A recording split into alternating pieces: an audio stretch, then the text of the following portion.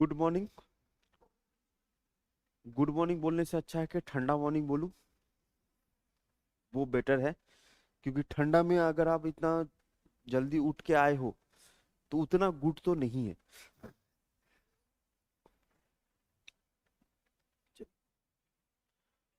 अच्छा, हर दिन नहा रहा है भाई? क्यों, ठंडा ठंडा आ चुका है, हर दिन नहा रहे हो ना?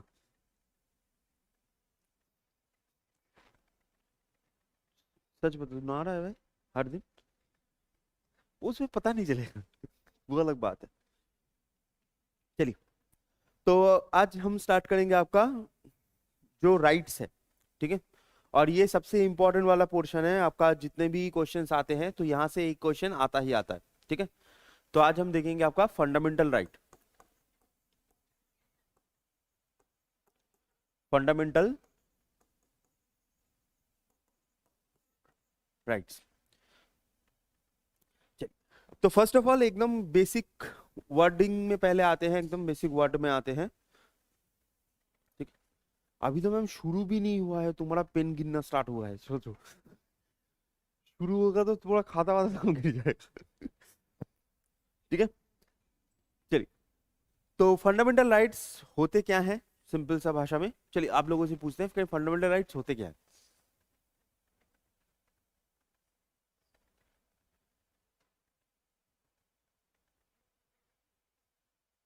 जी, लेकिन एक और चीज होती है जिसको हम बोलते हैं सोशल राइट। हमारे कुछ सोशल राइट्स भी होते हैं ना। तो फंडामेंटल राइट और सोशल राइट में डिफरेंस क्या होता है? हाँ बोलिए। हाँ, सोशल राइट्स।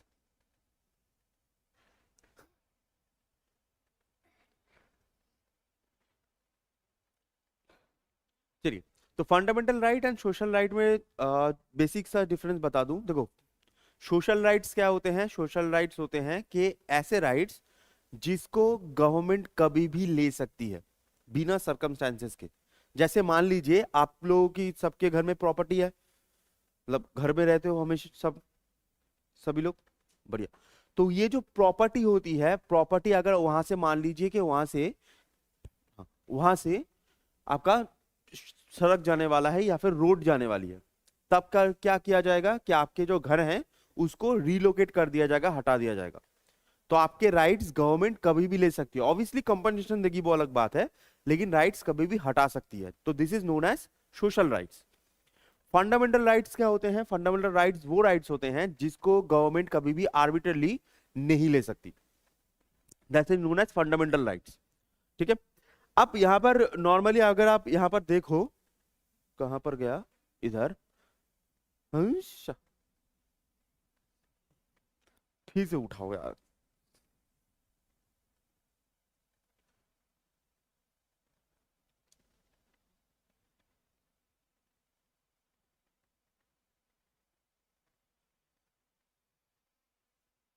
चलिए, तो यहाँ पर आपको राइट्स कितने दूर आते हैं? राइट्स आता है आपका, आपको पढ़ना कहाँ से है? आपको पढ़ना है from article number 14 to article number 32, ठीक है। आर्टिकल नंबर 14 से पढ़ना है। लेकिन मैं आपको थोड़ा सा बेसिक बाकी जो दो आर्टिकल्स हैं उनमें भी बता दूंगा कि फंडामेंटल राइट्स स्टार्ट कहाँ से होता है। फंडामेंटल राइट स्टार्ट होता है फ्रॉम आर्टिकल नंबर 12 से 35, ठीक है। आर्टिकल नंबर 12 से 35। नॉर्मली आपको पढ़ना कितना होता है? आपको पढ़ना होता है आर्टिकल नंबर 14 से 32। तो first of all article number 12 में है क्या? आर्टिकल नंबर 12 में, आर्टिकल नंबर 12 में आपको दिया गया है that is definition of government. Definition of government, ठीक है। कि गवर्नमेंट, या फिर आप बोल सकते हो कि स्टेट होगा क्या, गवर्नमेंट या स्टेट होगा क्या। जैसे हमारे फंडामेंटल राइट्स कौन देगा? गवर्नमेंट देगा। किसके अगेंस्ट देगा? गवर्नमेंट के अगेंस्ट देगा। बट वो गवर्नमेंट है क्या चीज? तो यहां पर गवर्नमेंट मतलब जो गवर्नमेंट बॉडीज हैं उसके अगेंस्ट, या फिर उस, वो दूसरी चीज होती है जो गवर्नमेंट स्पॉन्सर्ड होते हैं, गवर्नमेंट स्पॉन्सर्स। और तीसरी चीज होती है पब्लिक प्लेस। ठीक है, तो ये तीन चीजें पहले चीज पे आएंगी। तो डेफिनेशन ऑफ गवर्नमेंट में क्या क्या आता है? फर्स्ट आता है गवर्नमेंट बॉडीज, दूसरी होती है गवर्नमेंट स्पॉन्सर्स, तीसरी होती है पब्लिक प्लेस।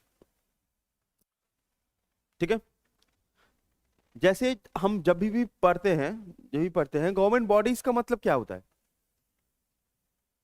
गवर्नमेंट बॉडीज का मतलब ये जो गवर्नमेंट ऑफिसेस है, ठीक है, गवर्नमेंट ऑफिसेस हैं, they are known as government bodies. जैसे इलेक्शन कमीशन या फिर जो ह्यूमन राइट्स कमीशन, ये सब। गवर्नमेंट स्पॉन्सर्स क्या होते हैं? गवर्नमेंट स्पॉन्सर्स का मतलब होता है जहां पर गवर्नमेंट पैसा लगाती है। जैसे फॉर एग्जांपल, आप में से कौन कौन है जो प्राइवेट स्कूल में पढ़ा हुआ है? बचपन से प्राइवेट स्कूल में? आ, बढ़िया, अमीरों को एक बार अच्छे से देख लो। ठीक है, आप लोग प्राइवेट स्कूल में पढ़े हुए हो, बढ़िया। अच्छा, कौन कौन मेरी तरह है एकदम सादा समटा school, government schools, no sponsor वाला? बढ़िया, आप लोग सादा समटा स्कूल में, आप लोग प्राइवेट स्कूल में, तुम लोग पढ़े नहीं हो। देखो, जैसे मान लीजिए प्राइवेट स्कूल में आपको याद है कि आपका फीस कितना था? कितना था फीस, याद है? एवरेज फीस 16,000, 60,000, बढ़िया। तो आप लोगों का मुझे याद पता नहीं है, लेकिन मैं जहां से पढ़ता था तो मेरा एनुअल फीस होता था 2,500, इनका है 60,000। आप सोचोगे इतना डिफरेंस कैसे है? तो मैं जिस स्कूल में पढ़ता था वो गवर्नमेंट, प्योर गवर्नमेंट स्कूल नहीं था, वो गवर्नमेंट स्पॉन्सर था। अब एक करिकुलम को चलाने के लिए तो 60,000 चाहिए, जो वो लोग देते हैं। तो मैं देता था 2,500। बाकी जो पैसा है वो कौन देता था? बाकी पैसा देती थी गवर्नमेंट। तो वो होते हैं गवर्नमेंट स्पॉन्सर्स। वो स्कूल में अगर आपको कुछ फंडामेंटल राइट को लेकर इशू हुआ, तब आप जा सकते हो। एंड लास्ट जो सबसे इंपॉर्टेंट चीज होती है, that is known as public place. Public places क्या होती है? फॉर एग्जाम्पल, एक छोटा सा एग्जाम्पल देते हैं। जैसे मान लीजिए आप लोग यहां पर बैठे हो, ठीक है, और आप क्लास के बीच सो गए, हो ही सकता है, ठीक है, मेलाटोनिन बहुत ज्यादा हो सकता है, सो गए, गलती से सो गए, और मैंने जाके तुमको पीट दिया। ठीक है, तुम सो क्यों गए, वैसे पीट दिया। अब उसके बाद आप मुझे पीटोगे, झगड़ा होगा, वो अलग बात है, वो सब चीज छोड़ो। लेकिन अगर सो गए और मैंने पीट दिया, तो उसके लिए आप क्या मेरे अगेंस्ट केस कर सकते हो? करोगे नहीं, वो अलग बात है। तुम लोगों का चेहरा देख के लग रहा है कि करोगे। केस कर सकते हो मेरे अगेंस्ट?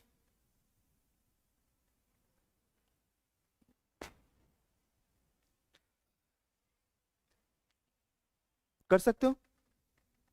अरे हाँ ना, कुछ तो बोलो। अगर मान लो कि तुमको पीट दिया, तो तुम केस कर सकते हो। हाँ, मतलब टीचर वाला नहीं, एकदम घुसा घुसा चल रहा है, तुम मुझे मारोगे वो अलग बात है, बट केस कर सकते हो ना। लेकिन एक चीज जस्ट सोचिए, ये जो बिल्डिंग है, ये बिल्डिंग है, ये आप में से किसी के रिलेटिव का बिल्डिंग है? नहीं है, नहीं है, तो ये प्राइवेट प्रॉपर्टी है। ये इंस्टीट्यूट प्राइवेट प्रॉपर्टी है। तो आप प्राइवेट प्रॉपर्टी में जाकर मैंने आपको मारा, तो ये तो चीज प्राइवेट हो गई ना, ये तो आपका गवर्नमेंट बॉडीज में आए नहीं, तो आप मेरे अगेंस्ट केस कैसे कर सकते हो फिर? बात तो सही है। तो यहां पर इसी वजह से यहां पर एक कॉन्सेप्ट आता है, that is known as public place. क्योंकि प्राइवेट प्रॉपर्टी में आप आए हो और मैंने आपको पीट दिया, तो आप क्या केस नहीं कर सकते? तो यहां पर केस आता है पब्लिक प्लेसेस का। जैसे मान लीजिए ऐसा कोई प्राइवेट प्रॉपर्टी जहां पर बाहर के लोग आए हैं जो वहां से रिलेटेड नहीं है, तो जब प्राइवेट एक साथ आएंगे तो उसको भी एज ए गवर्नमेंट बॉडी की तरह ट्रीट किया जाएगा, जिसको हम बोलते हैं पब्लिक प्लेस। उसको भी पब्लिक प्लेस की तरह ट्रीट, पब्लिक प्लेस हिसाब से ट्रीट किया जाएगा। जैसे इंस्टीट्यूशंस, जैसे रेस्टोरेंट, गार्डन, ठीक है, ये सब जो चीजें हैं इनको पब्लिक प्लेस की तरह ट्रीट किया जाएगा, सॉरी गवर्नमेंट बॉडी की तरह ट्रीट किया जाएगा, that is known as public place. तो फर्स्ट ऑफ ऑल स्टेट ये होते हैं, ये आर्टिकल नंबर 12 में है। नेक्स्ट होता है आर्टिकल नंबर 13। आर्टिकल नंबर 13 क्या होता है? आर्टिकल नंबर 13 होता है कि any law that violates fundamental right, any law that violates fundamental right, then that law would be null and void. null and void मतलब null and void का मतलब होता है ये लॉ कैंसिल हो जाएगा. अगर कोई लॉ ऐसा निकला जो फंडामेंटल राइट्स के अगेंस्ट में होता है तब वो लॉ कैंसिल हो जाएगा. ठीक है, ये हमारे देश में होता है, बाकी बहुत सारे देश में नहीं होता. जैसे पाकिस्तान में एकदम ही नहीं होता, हमारे देश में होता है. तो ऐसा कोई लॉ जो फंडामेंटल राइट्स को वायलेट करता है, जैसे मान लीजिए आपके फंडामेंटल राइट्स हैं. ठीक है, आपके फंडामेंटल राइट्स, एक छोटा सा एग्जांपल देते हैं. फंडामेंटल राइट्स है, तो आपने सुना होगा that is known as right to privacy. सुना है? राइट टू प्राइवेसी वो आता है आर्टिकल नंबर 21 के हिसाब से. Right to privacy right to life में आता है. राइट टू प्राइवेसी जैसे मान लीजिए फॉर एग्जांपल, अगर मैंने आप लोगों से बोला कि आप लोग सभी लोग अपना फोन लेके आयो, बढ़िया. अगर मैंने आपको बोला कि आपका फोन यहाँ पर जमा कीजिए, और फोर्सफुली, ऐसा नहीं है कि आप कुछ कर रहे हो, मैंने कहा कि आपको फोन जमा कीजिए, करना ही पड़ेगा आपको, तो आप क्या मेरे अगेंस्ट केस कर सकते हो इसको लेकर? नहीं कर सकते. हर बार मुंडी मत ऐसा मत, हाँ मैं मत हिलाओ, हर बार ही केस कर सकते हो, ऐसा नहीं है. ठीक है, ये क्या है, ये है आपका क्लास डेकोरम के हिसाब से मैं कर सकता हूं, उसमें कोई इशू नहीं है मुझे. बट अगर आपके परमिशन के बगैर मैंने आपका फोन खोला भी, सिर्फ लॉक भी खोला, तो होती है वो राइट टू प्राइवेसी ब्रीच. तब मेरे अगेंस्ट आप केस कर सकते हो. ठीक है, तब मेरे अगेंस्ट केस कर सकते हो. तो ये अगर मान लो कोई ऐसा एक्ट आया जो उन्होंने कहा कि राइट टू प्राइवेसी आपसे नहीं होगा, राइट टू प्राइवेसी नाम की कोई चीज नहीं होगी, सबके लिए सब कुछ ओपन है, तब क्या होता है, तब आपका लॉ जो है वो फंडामेंटल राइट्स को वायलेट कर रहा है, वो चीज हो जाएगी नल एंड वॉइड, मतलब वो लॉ काम नहीं करेगा. तो ये आता है article number 12 and article number 13 में. 12 मतलब कौन से स्टेट क्या होता है, एंड आर्टिकल नंबर 13 होता है कि कोई भी लॉ जो वायलेट करेगी फंडामेंटल राइट को वो नल एंड वॉइड हो जाएगी. बात खत्म इधर. ठीक है, अब आते हैं आर्टिकल नंबर 14 जहां से स्टार्ट होता है. नॉर्मली क्या होता है, हमारे जो फंडामेंटल राइट्स होते हैं ना, उसको कुछ पार्टों में डिवाइड किया जाता है. जैसे एक होता है part equality before law, equality before law. Equality before law होता है आर्टिकल 14 से आर्टिकल 40 से बोल रहा हूं. इक्वालिटी बिफोर लॉ ये होता है आर्टिकल नंबर 14. ठीक है, आर्टिकल नंबर 14. अभी जो fundamental rights equality before law यहां से स्टार्ट होता है, तो ये किस में आता है, ये होता है राइट टू इक्वालिटी में. Right to equality, right to equality कितना दूर होता है, फ्रॉम 14 से 18. 14 से 18. तो राइट टू इक्वालिटी में सबसे पहला क्या आता है, सबसे पहला आता है article number 14 equality before law. Equality before law का मतलब क्या होता है, इक्वालिटी बिफोर लॉ का मतलब होता है लॉ के सामने सभी लोग इक्वल है. ठीक है, लॉ के सामने सभी लोग, जो हर एक पर्सन लॉ के सामने इक्वल होगा. जैसे फॉर एग्जांपल, अच्छा मैम एक मिनट, बैठने से पहले एक मिनट, आपने मोदी जी को देखा है? देखा है, बढ़िया. अब मान लीजिए कुछ दिन पहले मोदी जी आए थे ना. अब मान लो फॉर एग्जांपल, जैसे मान लो कि आप मोदी जी को देखने गए हो, और मोदी जी का उम्र हो चुका है 70 के ऊपर हो चुका है, 75 हो चुका है. तो मोदी जी को आपको ग्रैंडफादर आपको फील आया, आप मोदी जी को हक करने से गए और मोदी जी ने आपको चिपका दिया. हो ही सकता है ऐसे चिपका दिया, मोदी ने चिपका दिया. तो क्या आप मोदी जी के अगेंस्ट, देश के प्राइम मिनिस्टर के अगेंस्ट केस कर सकते हो, और वो केस क्या रन होगा? क्या आप केस कर सकते हो, मोदी जी के अगेंस्ट केस कर सकते हो? आपको क्या लगता है वो बताइए, कि आप मोदी जी के पास गए, ठीक है, और मोदी जी ने आपको चिपका दिया, ठीक है, सटास करके चिपका दिया, हाँ जाओ जाओ कोई बात नहीं अभी टाइम है, आ जाओ. ठीक है, तो केस क्या कर सकते हो आप? अरे भाई तुमको चिपकाया है, तुम सोचो कि हाँ कर सकते हो कि नहीं कर सकते. जी, एकदम, दैट इज आप केस कर सकते हो। ठीक है, देश का प्राइम मिनिस्टर है फिर भी आप केस कर सकते हो, और उनके अगेंस्ट वो प्रोसीडिंग भी चालू होगा, प्रोसीडिंग भी चलेगा। क्यों चलेगा? क्योंकि एज पर द लॉ सबके लिए चीजें समान है। ठीक है, लॉ के सामने आप कोई भी पर्सन हो, आप ऊंचा हो नीचा हो, डजंट मैटर। अगर आपने गलती किया है तो देश लॉ के हिसाब से चलेगा, तो आपकी गलती की सजा मिलेगी, आप कोई भी हो। ठीक है, ये हमारे इंडियन कॉन्स्टिट्यूशन में मेंशन किया गया है। ठीक है, this is known as equality before law. अब ये जो इक्वालिटी बिफोर लॉ है, ये ऑब्वियसली लॉ है, बट प्रॉब्लम यही है कि मोदी जी ने चिपका दिया, तो रियल इंडिया में, रियल वर्ल्ड में केस करके कोई फायदा नहीं है। ठीक है, आप केस करने जाओगे, पुलिस वाला भी पिटेगा। अच्छा, आपके यहाँ पर एक चीज यहाँ पर मेंशन कर दूं, आपके यहाँ पर गवर्नर कौन है? केटी पटनायक। चलिए, अब मान लीजिए आप रास्ते में खड़े हो, केटी पटनायक की गाड़ी आके आपको उड़ा के चली जाती है, ऐसे ही रास्ते में खड़े हो, उड़ा के चली जाती है। ठीक है, तो केटी पटनायक के अगेंस्ट आप केस कर सकते हो?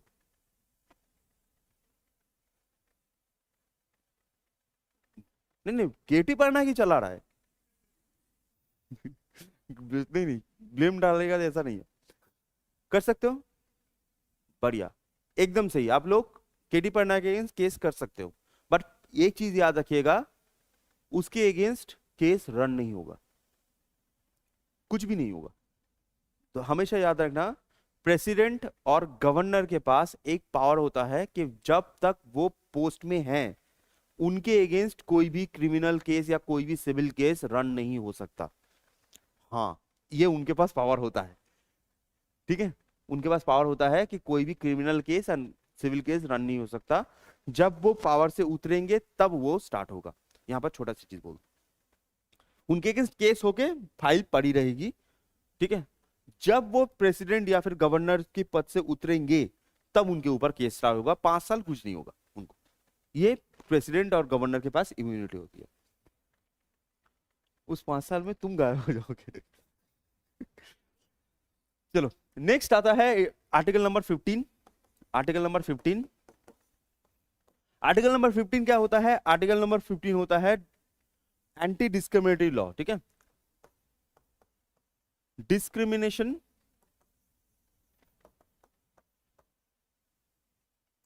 या फिर हम डिस्क्रिमिनेशन ना लिखे, जस्ट ये 15 पूरा पढ़ लेना, मैं तुमको समझाने के लिए जस्ट लिख रहा हूं। लिख लो एंटी डिस्क्रिमिनेशन, डिस्क्रिमिनेशन। ठीक है, डिस्क्रिमिनेशन, एंटी डिस्क्रिमिनेशन मतलब आप किसी पर्सन को डिस्क्रिमिनेट नहीं कर सकते। कहां पर?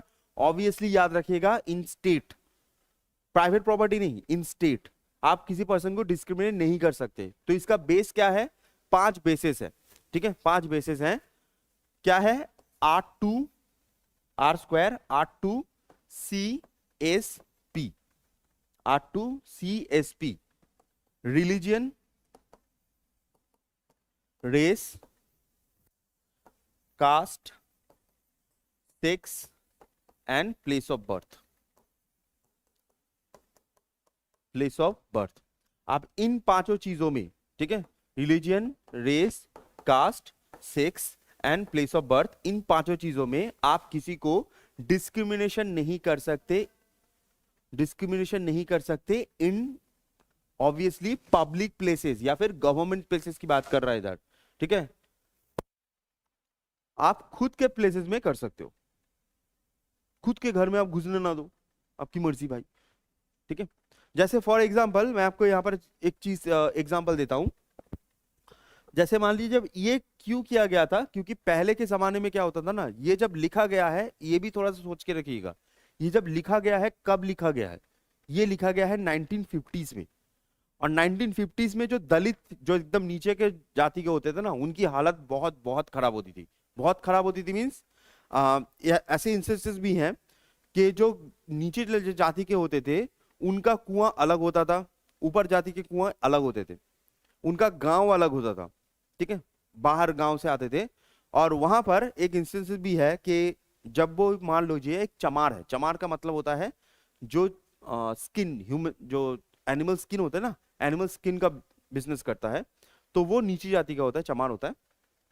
तो उसको जब बुलाया जाता था, तब वो जब घुसता था बड़े गांव में, ठीक है, क्योंकि उस समय एनिमल्स तो खाते नहीं थे, बड़े गांव में घुसता था, तो घुसने के समय उसके गले में एक मटका लगाया जाता था। मटका पता है, हांडी, मटका, मटका लगाया जाता था, जिससे उसकी थूक मिट्टी पे ना गिरे।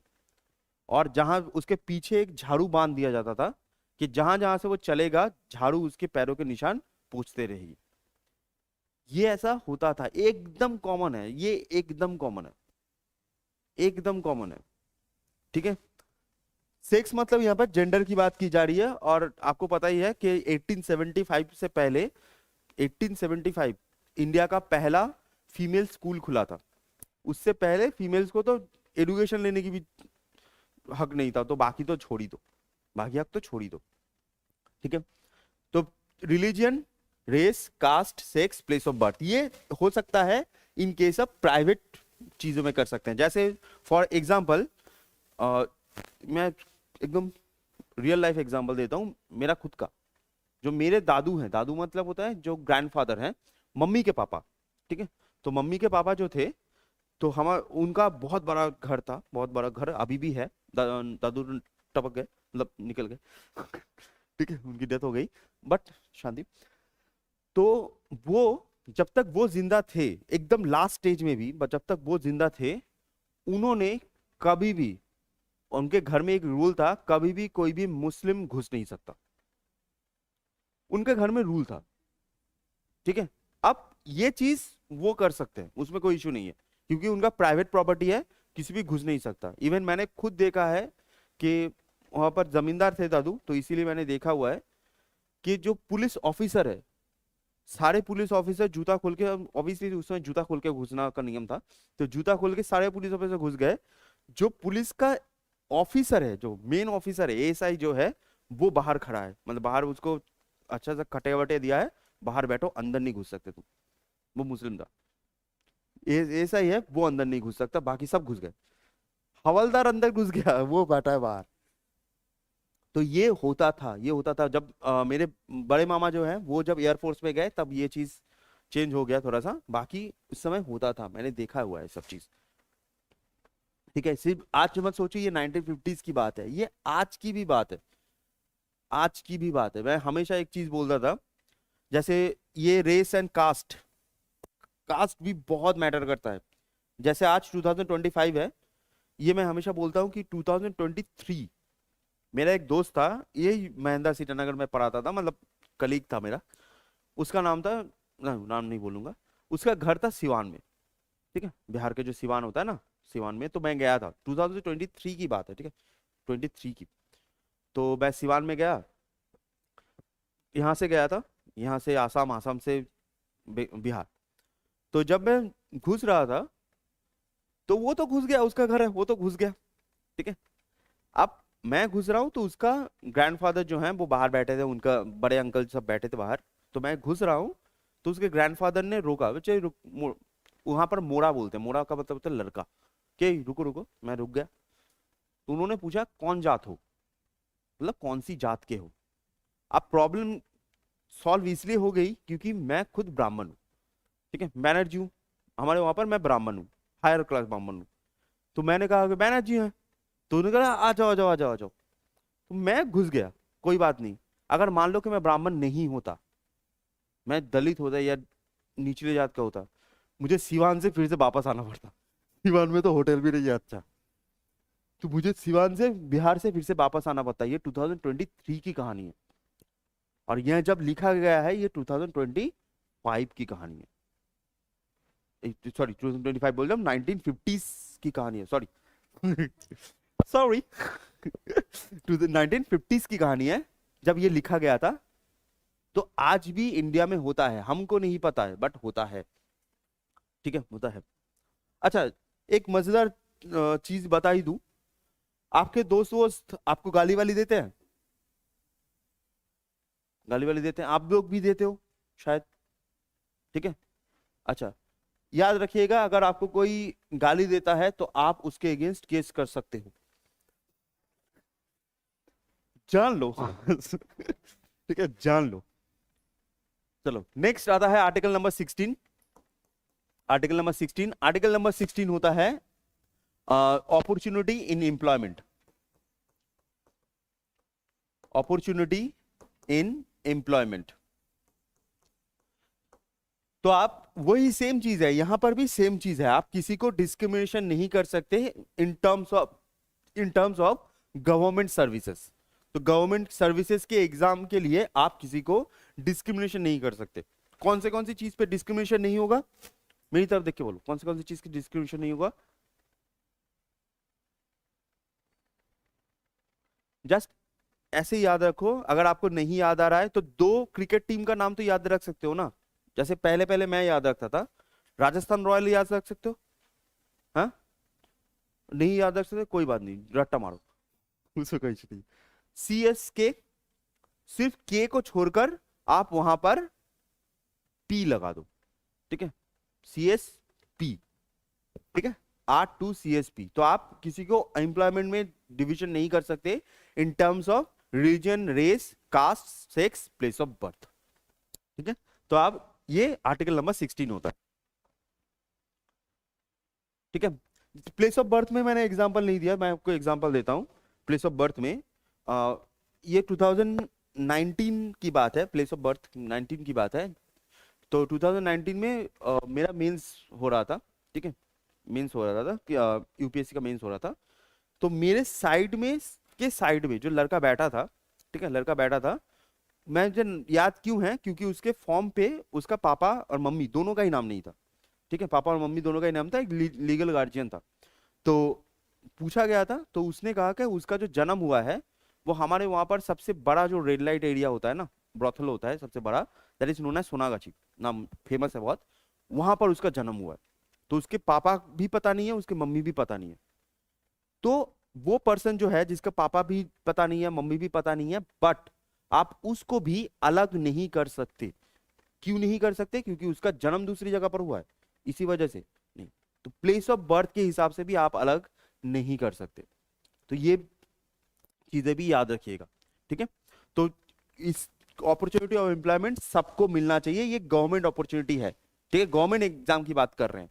लेकिन यहां पर भी रीजनेबल रेस्ट्रिक्शन होता है। रीजनेबल रेस्ट्रिक्शन का मतलब होता है कि अगर मान लीजिए वहां पर मेरिट पूछा गया है और आपका मेरिट नहीं है, तो उस चीज में आपको डिस्क्रिमिनेशन किया जाएगा। फॉर एग्जाम्पल, अगर रिसेंटली जो एग्जाम है that is JE, JE exam किसके लिए है? जो साइंस बैकग्राउंड से।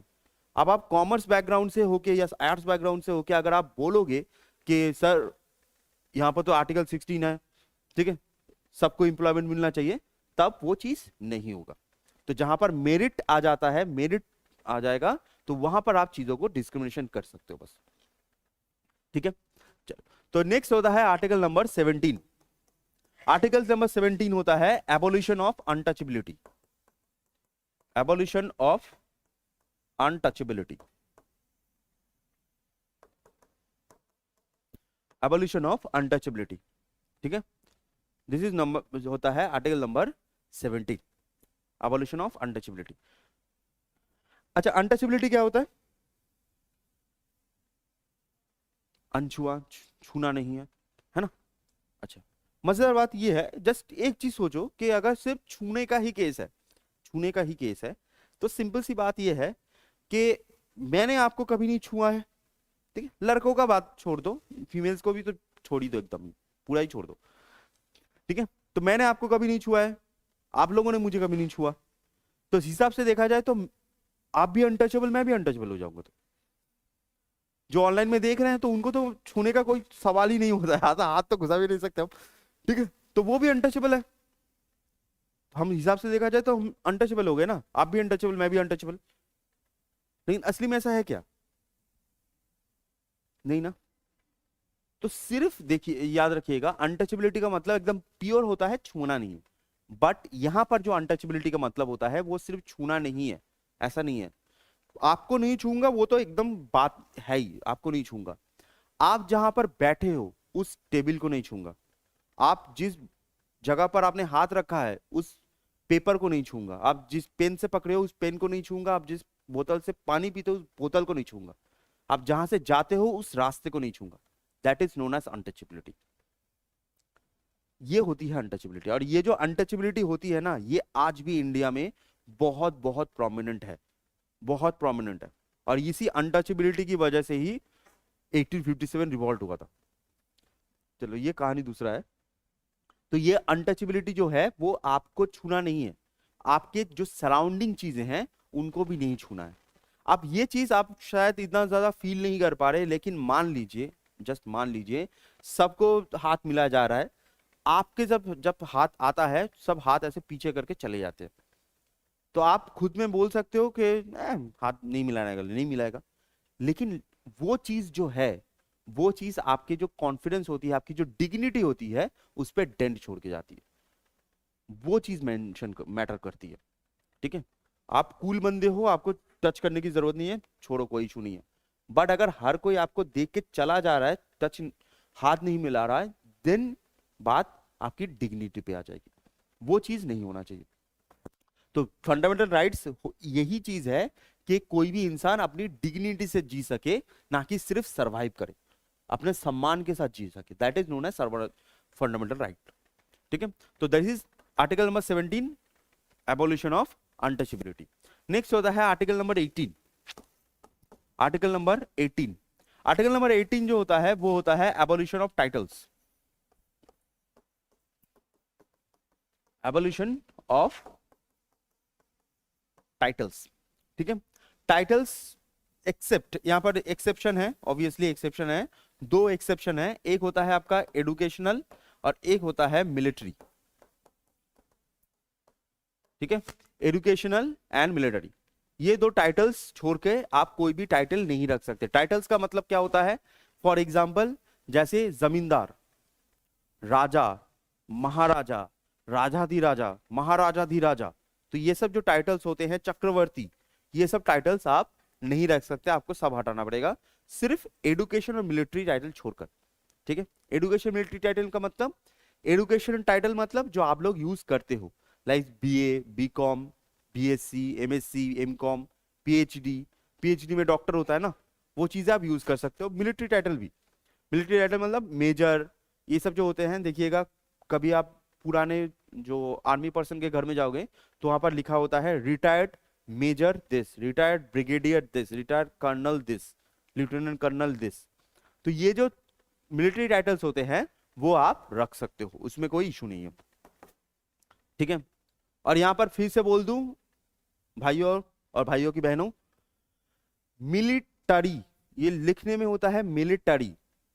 ठीक है, बट आप जब बोलोगे तो मिलिटरी नहीं बोलोगे, आपको क्या बोलना है?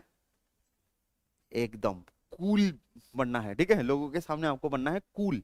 सो मिलिट्री सुनने में अच्छा लगे।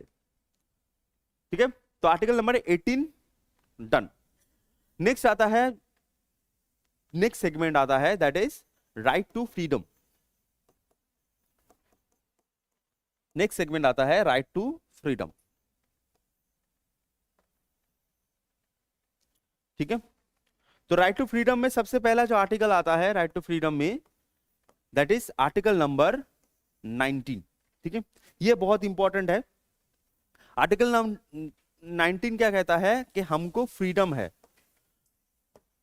Freedom to. अब कौन सी चीज में हमको फ्रीडम है? Freedom to, first of all होता है speech and expression.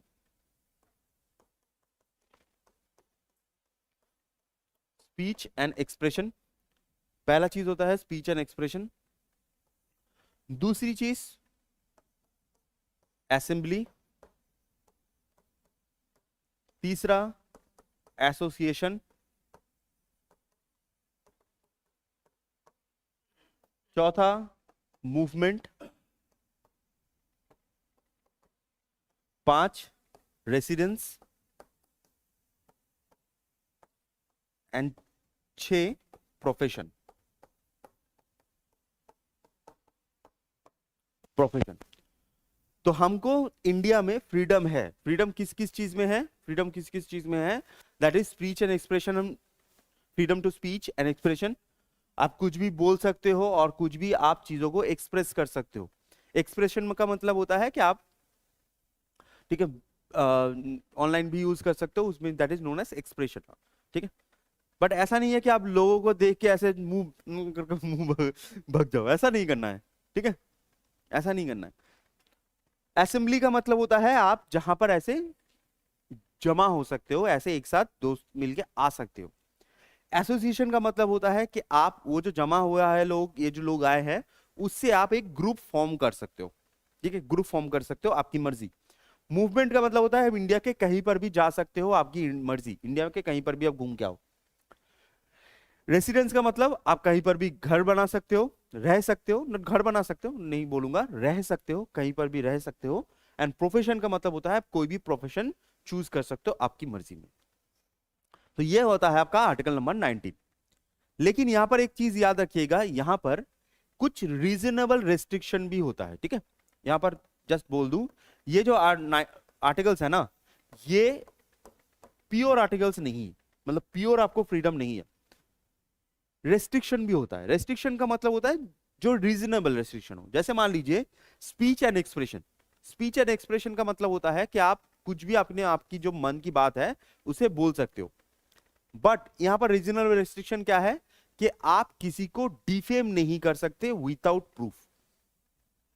For example, जैसे मान लीजिए आपके मन में आ रहा है, आपके मन में आया कि सरकार तो चोर है, ठीक है, सरकार चोर है, आपके मन में आ रहा है सरकार चोर है, बोलो, कोई इशू नहीं है, बोलो, ठीक है, उसमें कोई इशू नहीं है, सरकार चोर है बोलो, कोई इशू नहीं है।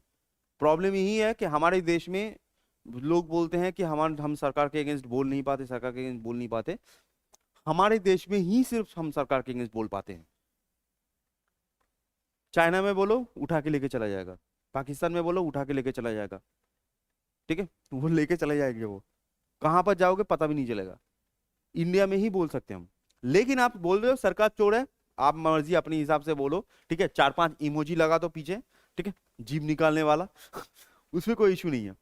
लेकिन आप किसी को डिफेम नहीं कर सकते विदाउट प्रूफ। जैसे मान लीजिए आपने किसी पर्सन को उठा के बोल दिया, फॉर नरेंद्र मोदी जी बोल देते हैं, ठीक है, आपने कहा नरेंद्र मोदी चोर है, आप बोल सकते हो, लेकिन आपके पास यहां पर प्रूफ होना चाहिए। अगर आपके पास प्रूफ नहीं है तो वो आपके ऊपर डिफेमेशन केस ठोक देगा कि आप बोले कैसे। आप अगर बोलना चाहते हो विजय माल्या चोर है, बोलो, उसमें कोई इशू नहीं है, क्योंकि विजय माल्या उन्होंने चोरी किया है, उसका तो प्रूफ हर जगह पर है, तो वो चीज बोल सकते हो। लेकिन आप किसी को डिफेम नहीं कर सकते विदाउट आपके पास प्रूफ होना चाहिए, ठीक है, विदाउट प्रूफ नहीं कर सकते। नेक्स्ट होता है असेंबली। आप कहीं पर भी आपके दोस्तों के साथ सबके साथ बैठ सकते हो, कोई इशू नहीं है, बट असेंबली वहां पर वो होनी चाहिए, दो चीज ख्याल करना है। पहला चीज कि वो सिक्योरिटी थ्रेट ना बने, ठीक है, वायलेंट ना हो, और दूसरी चीज होती है पब्लिक को डिस्टरबेंस ना हो। जैसे मान लीजिए आपने यहां पर पढ़ा कि असेंबली है, तो सर ने कहा है कि सब एक साथ दोस्त आके कहीं पर भी बैठ सकते हैं, जो स्टेट गवर्नमेंट एरिया है कहीं पर भी बैठ सकते हैं।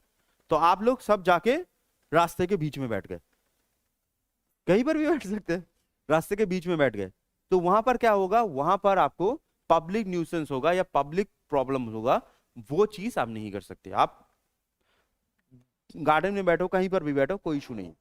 आप लोग अगर बैठना भी चाहते हो, रास्ते के ऊपर बैठो, रात के 2 बजे 3 बजे बैठो, जब गाड़ी नहीं जाता है ज्यादा, बैठो, तो उस समय पब्लिक को डिस्टर्ब नहीं होगा, तो आप बैठो, उसमें कोई इशू नहीं। तो आप असेंबली करो, लेकिन पब्लिक को डिस्टर्बेंस नहीं होना चाहिए, वायलेंट नहीं होना चाहिए। तीसरा एसोसिएशन, आप ग्रुप बना सकते हो, लेकिन वो ग्रुप किसी भी हालत में इंडिया के इंटरेस्ट के अगेंस्ट नहीं जाना चाहिए, मतलब इंडिया के सिक्योरिटी के अगेंस्ट नहीं जाना चाहिए। जैसे मान लीजिए आपने सोचा कि एसोसिएशन बनाएंगे और हम एक टेररिस्ट ग्रुप बनाएंगे, ठीक है, टेररिस्ट ग्रुप, तो वो टेररिस्ट ग्रुप नहीं बना सकते आप। एसोसिएशन मतलब कुछ भी नहीं बना सकते, ठीक है, आपकी इंडिया के अगेंस्ट नहीं जा सकते, इंटेग्रिटी के अगेंस्ट नहीं जा सकते, ठीक है। मूवमेंट, मूवमेंट का मतलब होता है आप इंडिया के कहीं पर भी घूमने जा सकते हो, कहीं पर भी निकल जा सकते हो, उसमें कोई इशू नहीं है। बट यहां पर भी एक छोटा सा कैच है कि आपको ऑब्वियसली जो रूल्स है वो फॉलो करने पड़ेंगे। जैसे मैं जब अरुणाचल आया या फिर कोई भी अरुणाचल आया तो उसको आईएलपी लेके आना पड़ेगा, ठीक है। तो अब मैं अरुणाचल में कहीं पर भी जा सकता हूं, मुझे कोई इशू नहीं है, लेकिन जहां जहां आईएलपी की जरूरत है तो वहां पर आप मुझको आईएलपी शो करना पड़ेगा, ठीक है। तो दैट इज मूवमेंट तो हो सकता है, लेकिन उसमें भी रूल्स हो गए। अच्छा, रेसिडेंस, आप कहीं पर भी, रेसिडेंस मतलब कहीं पर भी रह सकते हो, कहीं पर भी रह सकते हो, उसमें कोई इशू नहीं है। बट प्रॉब्लम यही यहाँ पर हो जाता है कि आप कहीं पर भी, यहाँ पर चीज याद रखिएगा, ठीक है, आप लोग तो खरीद सकते हो वो अलग बात है, बट हम कहीं पर भी घर खरीद नहीं सकते, एरिया खरीद नहीं सकते कहीं पर भी, मतलब जो जो स्टेट का रूल है उस रूल को मुझे फॉलो करना पड़ेगा, तब जाके मैं खरीद सकता हूं, ठीक है।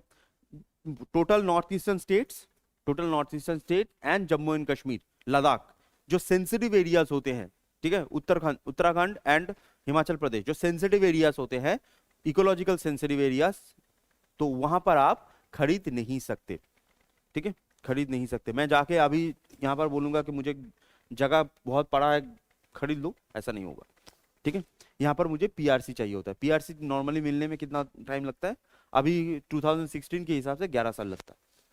अगर मैं यहाँ पर 11 साल रुका, मुझे प्रूफ दिखाना पड़ेगा कि मैं 11 साल रुका हूँ, तो 11 साल रुकाने के बाद पीआरसी में अप्लाई कर सकता हूँ। अब अप्लाई कर सकता हूँ, इसका मतलब ये नहीं कि अप्लाई वो लोग ले लेंगे, ऐसा नहीं है, अप्लाई कर सकता हूँ बस।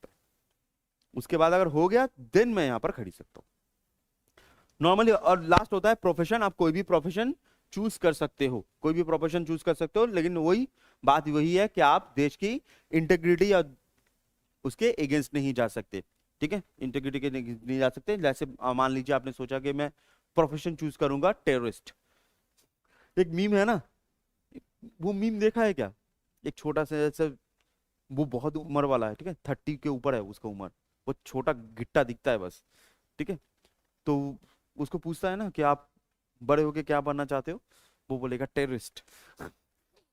तो वो प्रोफेशन आप चूज नहीं कर सकते, ठीक है। अच्छा, नेक्स्ट आर्टिकल नंबर 20। अच्छा, आर्टिकल नंबर 20 एंड 22 को मैं एक साथ लिख रहा हूं, 21 में हम आते हैं, article number 20 and 22। Article number 20 क्या होता है, आर्टिकल नंबर 20 क्या होता है, जस्ट ऐसे याद रखना, यहां पर आप उससे पढ़ लेना, ठीक है, लेकिन मैं आपको याद रखने के लिए ऐसा बोल रहा हूं। जैसे मान लीजिए आप लोग कभी जेल गए हो, जेल नहीं गए, क्या बात है, बहुत बढ़िया, जाने का इच्छा है, चलो। तो यहां पर दो चीजें याद रखना, ठीक है, ये मैं आपके लिए समझने के लिए बोल रहा हूं, बार बार बोल रहा हूं, समझने के लिए बोल रहा हूं, ऐसे लिखा नहीं होता है, ठीक है।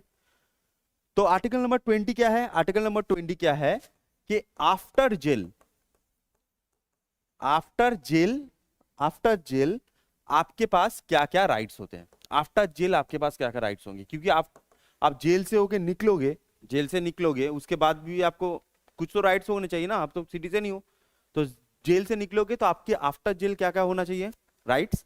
एंड आर्टिकल नंबर 22 क्या होता है, आफ्टर, आर्टिकल नंबर 22 होता है बिफोर जेल आपके पास कौन से राइट्स होते हैं, ठीक है, इसे हम बोलते हैं प्रिवेंटिव डिटेंशन,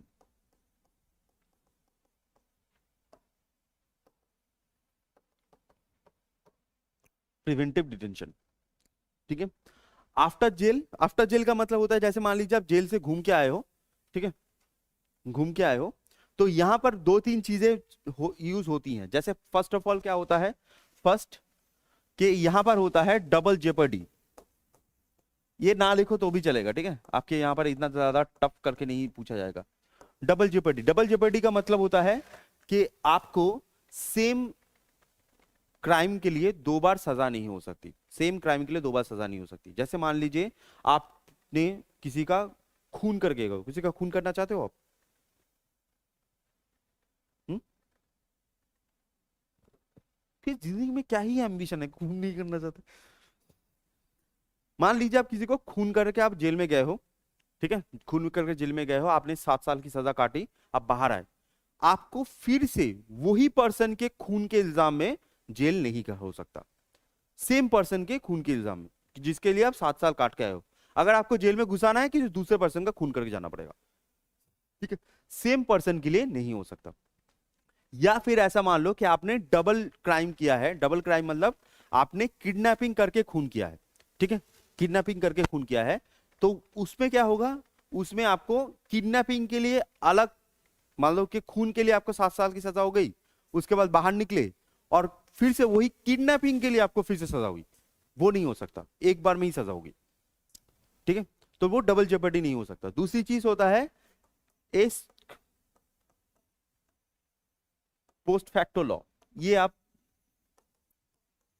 ठीक है, x post facto law. X post facto law क्या होता है कि जिस दिन से रूल बना, जस्ट समझ लो, जिस दिन से रूल बना कि ये गलत है, उससे पहले अगर वही चीज आपने किया हुआ है, उसके लिए आपको सजा नहीं हो सकती, ठीक है। जैसे फॉर एग्जाम्पल, ठीक है, फॉर एग्जाम्पल जैसे मैंने आज रूल बनाया कि आप लोग यहां पर सो नहीं सकते, ठीक है, तुम लोग पहले जिल जाओगे, आप यहां पर सो नहीं सकते, ठीक है। तो मान लीजिए आप आज रूल बना है, अगर आप कल सोए थे, उसके लिए आपको सजा नहीं हो सकती। आज के बाद से जितने भी दिन होगा, उस सोने पे आपको सजा हो सकती है, इससे पहले की सजा नहीं हो सकती। This known age factor law. और आर्टिकल नंबर 22 क्या कहता है, बिफोर जेल के पास क्या क्या राइट्स हैं, जैसे आपको वारंट दिखाना पड़ेगा, ठीक है, वारंट दिखाना पड़ेगा, या फिर आपको पूरा इंफॉर्मेशन देना पड़ता है कि किस लिए आपको पकड़ रहा है, ठीक है, ऐसे ही उठा नहीं सकते, किस लिए पकड़ रहा है, या फिर आपको 24 आवर्स, ठीक है, 24 आवर्स के अंदर आपको कोर्ट में पेश करना होता है, ठीक है, 24 आवर्स के अंदर आपको कोर्ट में पेश करना होता है। लेकिन मान लीजिए कोर्ट बंद है, तो कोर्ट अगर बंद है तो आपको मैजिस्ट्रेट के सामने पेश किया जाएगा, ठीक है। तो 24 आवर्स के अंदर आपको कोर्ट में पेश किया जाना होता है। अब मजेदार बात यह है, जो आप लोग को मैं बोल दूं, पुलिस ये सब कुछ नहीं मानती, आएगी उठा के लेके चली जाएगी, ठीक है।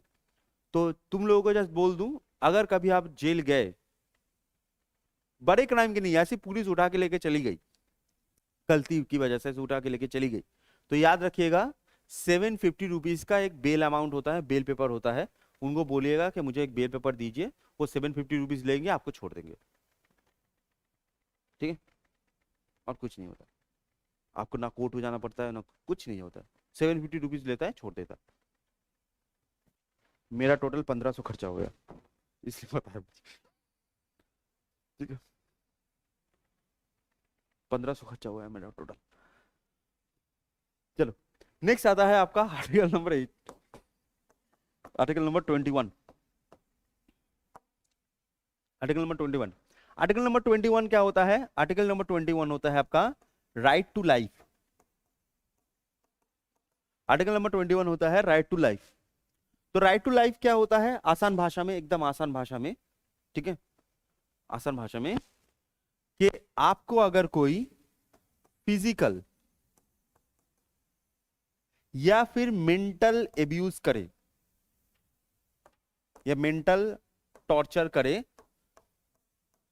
ठीक है, फिजिकल या मेंटल एब्यूज करे, तो आप उसके अगेंस्ट केस कर सकते हो, that is known as right to life, ठीक है, that is known as right to life. Right to life मतलब आपको कोई फिजिकल या मेंटल एब्यूज नहीं कर सकता।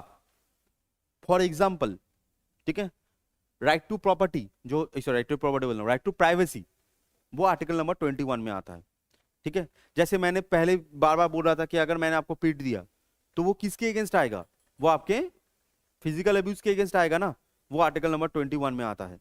जैसे मैं हमेशा बोलता हूं कि आप लोग नींद ले सकते हो, आराम से पीछे जाके सो जाओ, ये क्यों बोलता हूं, क्योंकि आर्टिकल नंबर 21 में लिखा हुआ है आपको हक है, स्वस्थ नींद लेने का अधिकार है आपको, ठीक है, राइट टू स्लीप होता है, ये मुझे पता है कि राइट टू स्लीप होता है, तो इसी वजह से आपका नींद में तोड़ना नहीं चाहता, आप लोग सो जाओ। नहीं, मजाक नहीं कर रहा, सच में राइट टू स्लीप होता है, ठीक है, राइट टू स्लीप सच में होता है, ठीक है। जैसे मान लो अगर मैंने आपको नींद लेने से रोका, आपने आपको पीट दिया, तो आप मेरे अगेंस्ट केस कर सकते हो, है ना, ऑब्वियसली। मान लो कि आप घर में सोए हुए हो, आपके घर में सोए हो और सो रहे हो, और मम्मी ने आकर आपको कूट दिया, पीटा नहीं, कूट दिया, और कूट के आपको नींद से उठा दिया, तो क्या आप मम्मी के अगेंस्ट केस कर सकते हो? आ? करोगे नहीं वो अलग बात है, नहीं कर सकते हो, कोई नहीं कर सकते, बाकी तुम लोग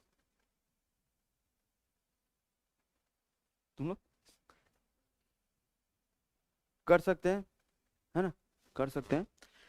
देखो टेक्निकली क्या है एकदम, अगर हम सिंपल टेक्निक पे जाए, सिंपल टेक्निक पे जाए, as a individual, individual technique के लिए पे जाए तो आप कर सकते हो, ठीक है। लेकिन लेकिन प्रॉब्लम ये है कि अगर आप घर पे सो रहे हो, घर पे सो रहे हो और घर में अपने को मम्मी ने पीट दिया, तो आप नहीं कर सकते। नहीं कर सकते मीन्स कर तो सकते हो, लेकिन मम्मी को सिर्फ एक लाइन आना चाहिए, आपका केस बंद, और भी ज्यादा पीटा जाएगा आपको, ठीक है। बात ये है, सिंपल सा बात ये है, देखो ये फंडामेंटल राइट्स क्या है, पब्लिक प्लेसेस के लिए है, पब्लिक प्लेसेस, गवर्नमेंट ऑफिसेस, ये चीज है। तो आप सो रहे हो तो आप केस कर सकते हो इन टर्म्स ऑफ फिजिकल एब्यूज, ठीक है। अब बस मजेदार बात यह है, मुझे ये बचपन में पता नहीं था, तो मम्मी ने इतना पीटा है मुझे, लेकिन मैं मम्मी के अगर केस करने निकलता उसमें भी पीटती वो तो केस नहीं करेंगे हम, ठीक है, वो तो मम्मी का प्यार है, वो तो पीट ही सकती है, उसमें कोई बड़ी बात नहीं है। लेकिन अगर मान लीजिए आपने केस किया, पुलिस आई, तो मम्मी को सिर्फ एक ही लाइन घुमाना है कि जिससे आप पिट जाओगे। क्या है? क्योंकि आप जहां पर सो रहे हो वो प्राइवेट प्रॉपर्टी है, बस उनको इतना बोलना है। क्योंकि आपका घर जो है वो क्या है, प्राइवेट प्रॉपर्टी है ना। नॉर्मली किसके नाम पे होता है, मम्मी या पापा के नाम पे होता है। नॉर्मली अगर मान लीजिए मम्मी के नाम पर है तो कोई बात ही नहीं है, तुमको तो और भी पीटेंगी वो घर के अंदर हो। लेकिन अगर मान लीजिए पापा के नाम पर है, तब क्या होता है, पापा होता है, लॉ भी जान लीजिए, पापा होता है, पापा के बाद एनो के नेक्स्ट ऑफ किन कौन होता है पता है, मम्मी होती है। पापा के बाद अगर वो हाउस किसका है तो वो मम्मी का है, उसके बाद तुम लोगों का है, भाई बहनों का है। तो अगर उन्होंने कहा कि ये इसको मैं बेटी या बेटा नहीं मानती, तो तुम अपने ही घर में क्या हो, गैर हो। और उसके बाद मम्मी तुमको धो सकती है, पीट नहीं सकती, धो सकती हैं। क्यों? क्योंकि तुम इन्फिल्ट्रेशन करके आए हो और एज अ सेल्फ डिफेंस आपको पीटा जा सकता है, उसमें कोई भी कुछ नहीं होगा, ठीक है। तो ये लॉ होता है फॉर स्पेसिफिक थिंग्स, ठीक है। अब प्रॉब्लम यही है कि मेरा जो घर है, मुझे मम्मी और भी ज्यादा पीट सकती थी, क्योंकि जो कोर हाउस है वो पापा के नाम पर है। कोर हाउस के बाहर दो घर है, वो मम्मी के नाम पर है। तो मैं अगर कोर हाउस से भाग के उसे भागते भागते मार खाते खाते आया, उसके बाद 2 रूम होंगे, वो तो मम्मी का ही है, उसमें घुस गया तो मैं तो खड़ा हूं, तो जाने का रास्ता नहीं है। तो ये होता है आपका आर्टिकल नंबर 21 तक। कल हम आर्टिकल नंबर 23 से देखेंगे, 23, 24, 25 से 28, 30 एंड मोस्ट जो इंपॉर्टेंट होता है दैट इज नोन एज 32। ये 32 देख के हम जो डीपीएसपी है, डीपीएसपी पे थोड़े से जाएंगे। डीपीएसपी पे आपको सब कुछ याद नहीं रखना है, 6 से 7 आर्टिकल्स होते हैं, वो आपको याद रखना है, ठीक है। 39, 39A, ठीक है, 39, 39A, 40, 41, 44, 46, 49, 51, ठीक है।